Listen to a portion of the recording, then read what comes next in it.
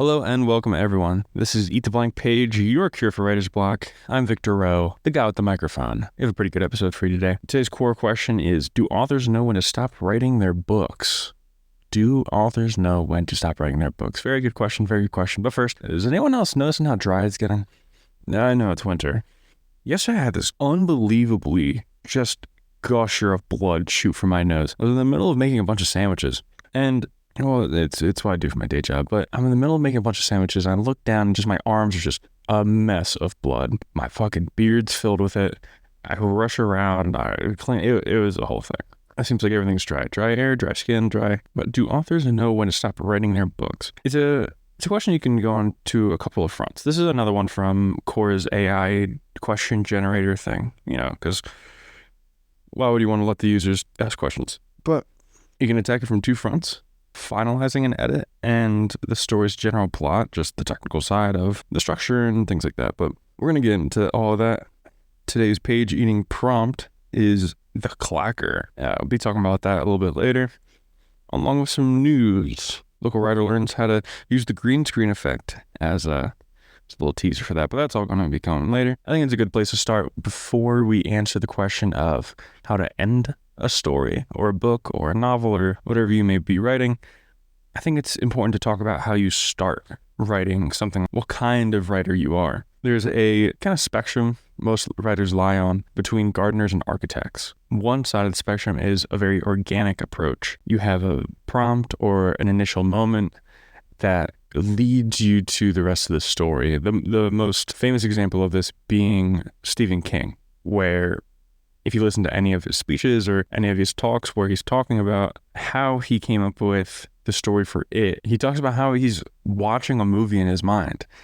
There was a conference he was doing a talk at where one person asked him a question about the ending of It, and he goes, yeah, I couldn't believe it either. It was really a wild ride to a story he wrote. So I think if you're in the sphere, you know about his crazy writing practices. Well, crazy being in some major quotes, because he treats it like a regular job.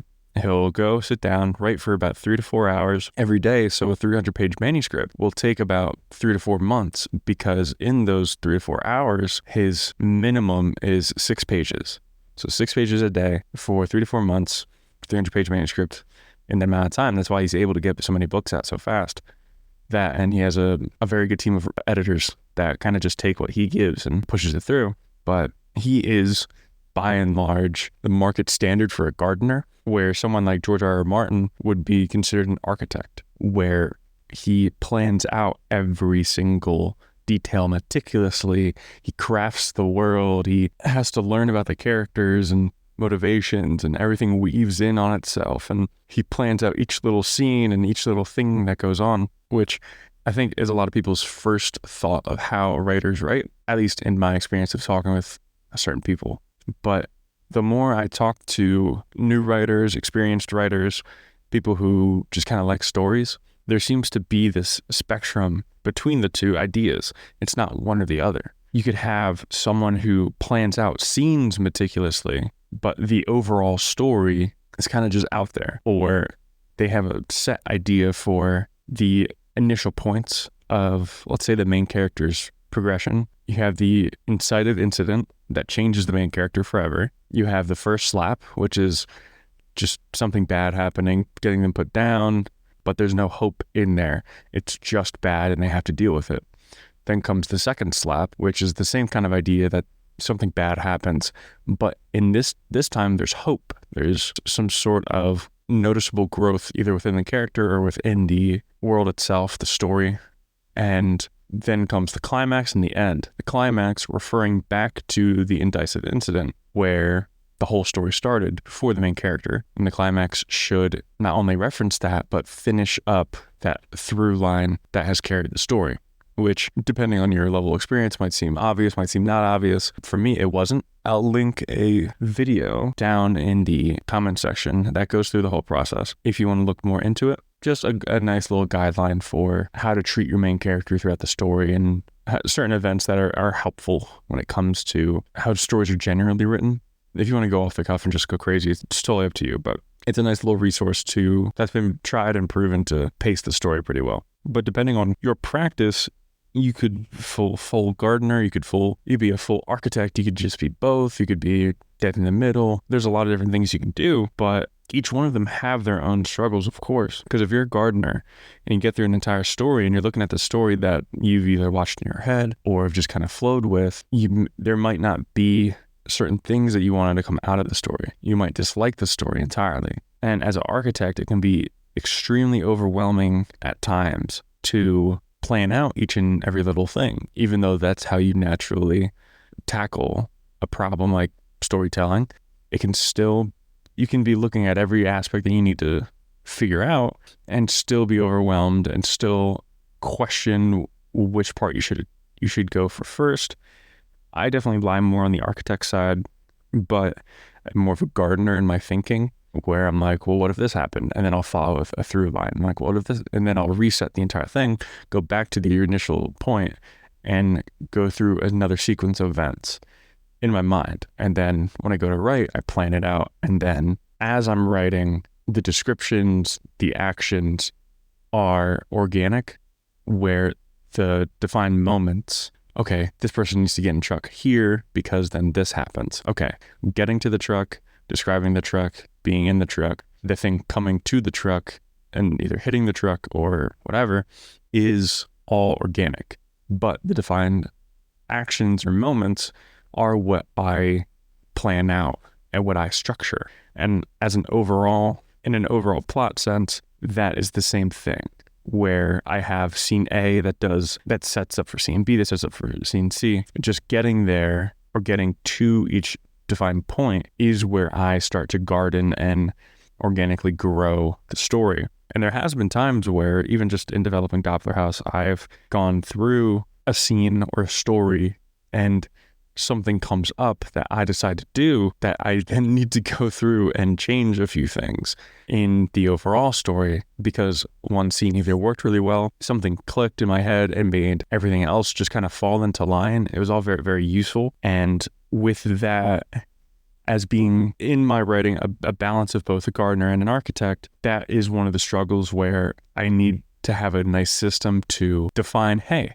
this is a good enough idea that I originally came up with that I now need to go through and tweak something here and here and here that will benefit the story overall. Only once was there an event that I needed to change the entire story. It was after the first draft. I noticed that there was no drive to move the plot forward. All I had was the events.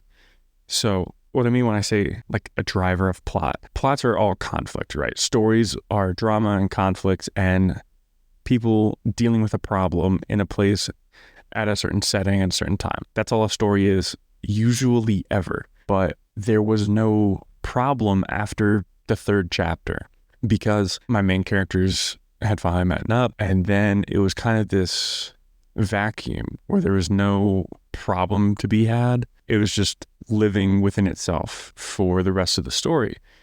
And I didn't get too far. I didn't finish the entire draft before I had to redo it, but I invented a whole new character just to fix this problem, where character A is cool with the situation, character B is questioning about the situation and doesn't really know what's going on, but eventually is okay with the situation. Now, character C, the one that I added, is just very opposite of my main character, character A's intentions, but because of my story, they don't hate each other. They're not the villain. They're actually part of the main protagonists. With that being said, it was the ulterior motive and the secrecy naturally occurring in the story that leads them to drive the plot forward. It's like, okay, no, we need to deal with this because this character's going to try to figure this out and all these other things. And once I had that going, I noticed that there would be a natural end to it. So I needed to add another antagonist that would be a foil to that protagonist. So not only do we have a new protagonist driving the plot after a certain point, we now have an antagonist that would prolong that need to move forward, need to do new things. That wasn't there before because I had thought I already had the antagonist, because the nature of the story, the antagonist becomes the protagonist, and the protagonist is just like trying to figure things out. It was a single scene where I had the idea that someone would show up and save the main protagonist because I had no idea how to get them out of the situation. So I just kind of shoehorned a character in and added some new details. But I ended up liking that idea so much, I just made them a character from the beginning. And reading it through now, it seems impossible to not have this character who I named Benny, because they're so integrated into the plot and their restructured plot that the idea to not have them seems absurd. It seems like you're taking away 70% of the story, because you are. Because my first draft was so lacking of just the basic drivers of the plot that all I had was the concept. And I think that's what gardening does really well. It brings new ideas to the forefront. It grows your ideas organically. But where being an architect is also nice is that you can take those ideas and retroactively fit them in and restructure certain parts of the plot to make them work better. So you're not fully just watching a movie in your head and whatever happens. Now you can go back, make certain events in the beginning reflect certain events in the end, have things tie together poetically. There's a lot you can do by utilizing both strategies. Now, with all that being said, how the hell do you end a story? It's a huge part of the story, funny enough. I'm sure everyone's seen that thing on TikTok where it's like, the Egyptians used to think the most significant thing you could do with your life is die. I'm not going to say stories are any different. It's the final note in the reader's experience. And you can even give this to movies and TV shows, but when you experience the story, you feel like you're part of it. Two, you learn lessons, or you have fun with certain ideas. You think it's funny, you think it's sad. Maybe you're relating to something that the characters are going through. But nevertheless, when you consume media that is in the form of a story, maybe not a song or something, but ending it is part of telling the story, because it should be in the point where if it's too soon, and if you end the story too soon, it's unsatisfying. If you prolong the end, it's redundant. You have your audience sitting there wondering why the story hasn't stopped yet, why there's more pages after this crazy thing just happened, and it felt like the story was wrapped up in a nice little bow. But that nice little bow is hard to pinpoint when you, as an author or a screenwriter or anything, doesn't predetermine the end. When you're just organic, like I can't think of gardening a story entirely where you're just going until it feels right to stop it. I have writers that I talk to that are like that. I just can't imagine that, because I'd be endlessly asking myself, okay now. Before I wrote my first sentence, I knew how the story ended. It was always supposed to end like how it's supposed to end. And I think because of that, it gave me a certain level of leverage over my story, where since I knew when and where it was going to end, I could use that in my mind as I planned out the story to work around that single spot or that single event or moment to enhance relationships and setting the aspects that made up the final scene through the story to make the final scene more impactful. And just because when you're reading a story for the first time and you don't know what happens, going through the story naturally, when you get to the final scene, it all hits that much harder and it's that much more effective, which is why I like practicing, I almost said architectural strategy, but that seemed a little bit too big brain. I just like the architect side of writing. That is also assuming that you're the only person working on the story. The role of the editor when it comes to writing novels and just books in general is kind of like this, where if a writer brings the raw materials and shapes them in a certain way, if you've ever seen Forged in Fire or have any idea what blacksmithing is, I'll leave a link in the description if anyone's interested. But the first step of, say, making a sword is gathering a hunk of metal and shaping it, where you put it through the kiln and you hammer it into a certain shape. And then the second half of forging the blade is grinding it down till you have the fine edge, you have the sides all even, you have the spine of the blade or the tang where the handle is, you have everything very secure, there's no cracks, there's no edges. You're just making sure the structure of the blade's good before you grind it out, make it sharp, make it the actual blade, add any decorations, wrap the handle. The editor takes the raw materials, sharpens it, makes sure there's no cracks, wraps the handle, and makes it all pretty. So the writer brings the raw material and gives it form. The editor shapes it. That's the relationship. So when you bring up the problems that gardeners or that I see have, or at least the people that I've talked to who garden, the problems that they have, the editor solves those problems, which is a very helpful thing. But when you're an architect, it can be a very difficult process when you have someone going, oh no, this doesn't work. Well, I just did all this work and now you're telling me it's wrong. And it's a much different relationship, but it's all about utilizing one, feedback. If you are an architect, feedback is an incredible thing. If you have the right mindset about it, if you put forth the goal of making your story as good as it can be, instead of making the story exactly what you want it to be, I think that's the right mindset to have about it. So that when you receive feedback and when you gain critiques, you can assess the story with the feedback and determine if it's what you want to do, if it's a good idea at all. But if you have no feedback, you have no feedback. And it's up to you to study as much as you can, learn as much as you can to determine what is and is not worth having in the story, good for the overall pacing of the story, all of those things. I just lost my marker. But it's the weight of an ending that can make or break an entire story. Game of Thrones was a phenomenon like nothing anyone's ever seen.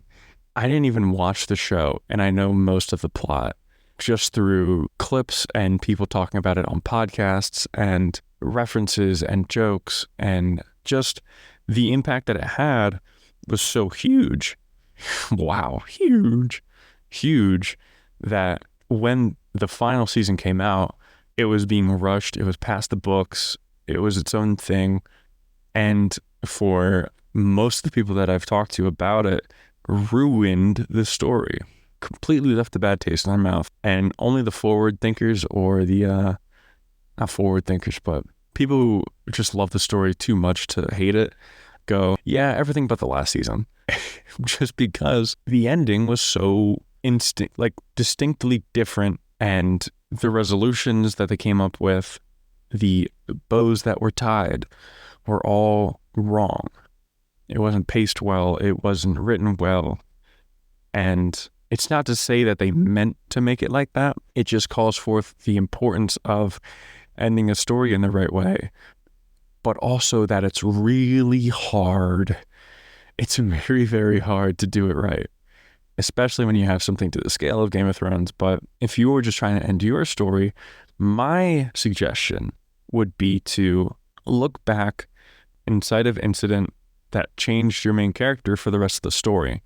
Look to that as the second half of a clip. And if you're clipping your story on either end and you're binding it with the two halves, if your story really begins with this moment, a nice place to start when ending it would be to reflect that moment where, okay, there's an incident that changes your main character forever. Through the entire story, your character is now different no matter what happens because of this incident. If there's a way to conclude that incident in the ending, that is the nice place to start. So if we take Avatar: The Last Airbender, for example, pinpointing the inside of incident for Aang is a little weird, but I would say it's when he becomes, or when he's told that he's going to be the Avatar. Now, in the story, in a linear sense, I don't think that's what it is, because you're just meeting the characters and everything.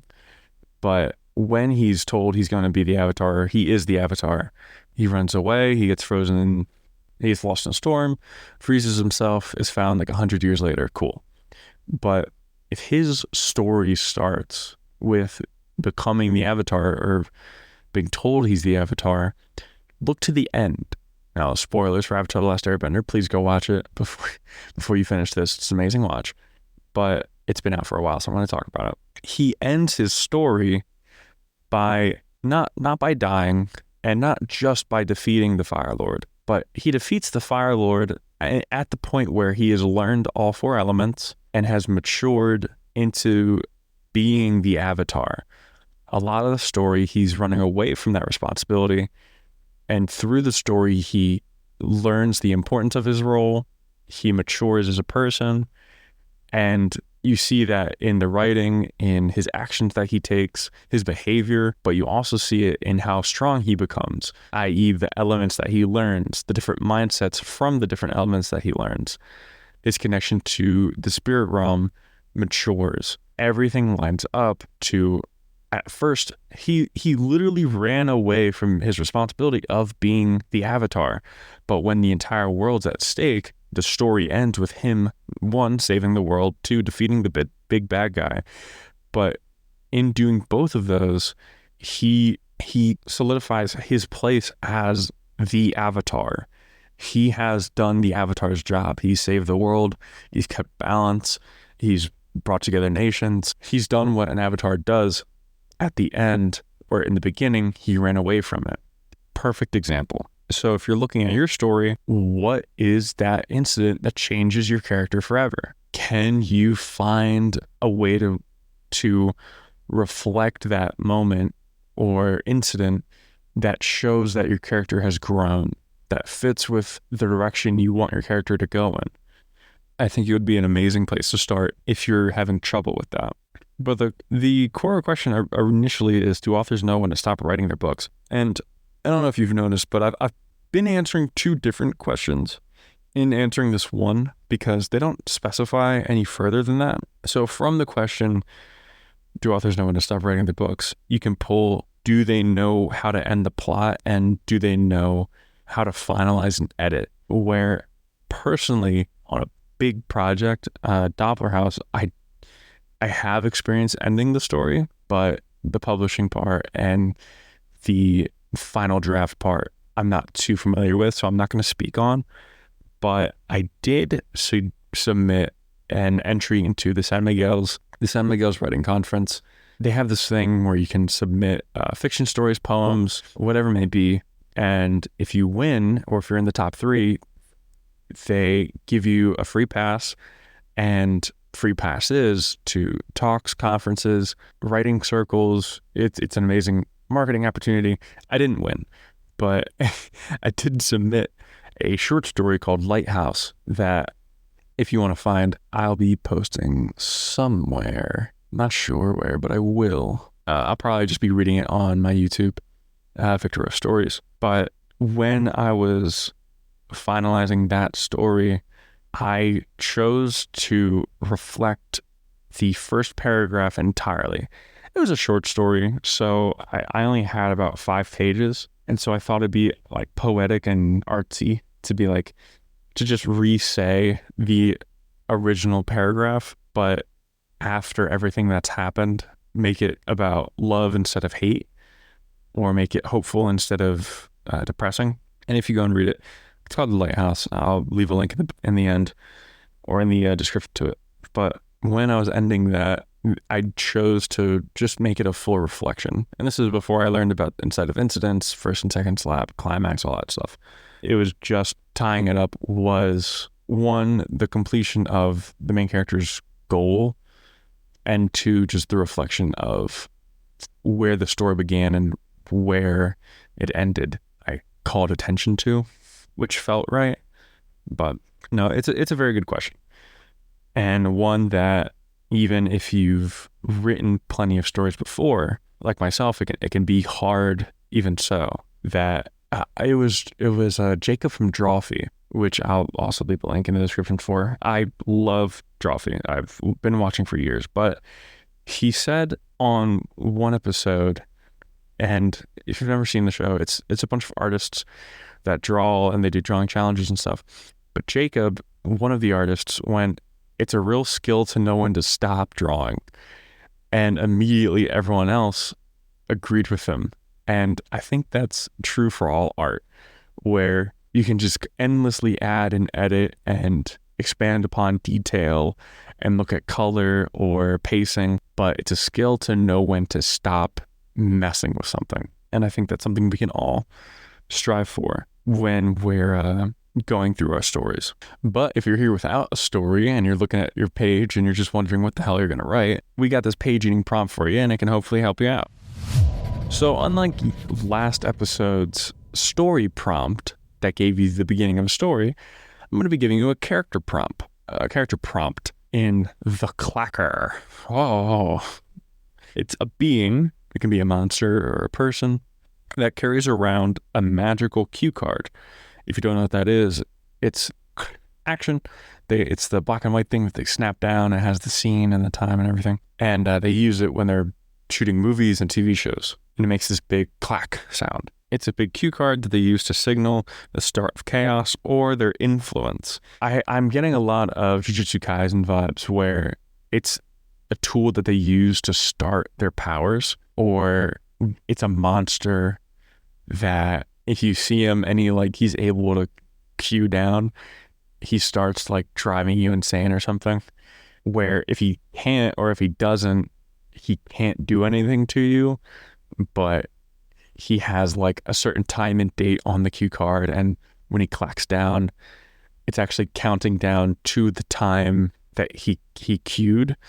So when it turns out to be that time, that's when the cue die or something.